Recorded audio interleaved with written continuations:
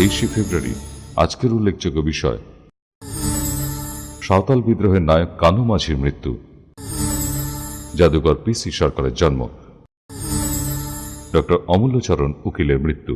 অমূল্যচরণ উকিল জন্মগ্রহণ করেন 14 নভেম্বর 1888 খ্রিস্টাব্দে, মৃত্যু 23শে ফেব্রুয়ারি 1970 খ্রিস্টাব্দে। লব্ধ প্রতিষ্ঠিত চিকিৎসক হিসেবে অমূল্যচরণ উকিলের নাম পাওয়া যায়। এছাড়াও ছাত্রাবস্থায় স্বদেশী আন্দোলনে যোগ দিয়েছিলেন। 1914 খ্রিস্টাব্দে কলকাতা মেডিকেল কলেজ থেকে MBE পাশ করে খুলনার দৌলতপুর কলেজে উদ্ভিদবিদ্যার অধ্যাপক হিসেবে কাজ করার সময় সশস্ত্র বিপ্লব আন্দোলনের সঙ্গে বিশেষভাবে জড়িয়ে পড়েন অমূল্যচরণ। 1917 খ্রিস্টাব্দে প্রথম বিশ্বযুদ্ধে ডাক্তার হিসেবে যোগ দিয়ে মিরাটে চলে গেলেও কলিকাতার আর্মেনিয়ান স্ট্রিটে ডাকাতি মামলায় তাকে অভিযুক্ত করে সলিটারি জেলে বন্দী রাখা হয়। 1921 খ্রিস্টাব্দে প্যারিসে গিয়ে পাস্তুর ইনস্টিটিউটে 1.5 বছর গবেষণা কাজে নিযুক্ত থাকেন এবং তার গবেষণালব্ধ আবিষ্কার উকিল ব্যাসিলি নামে চিহ্নিত হয়।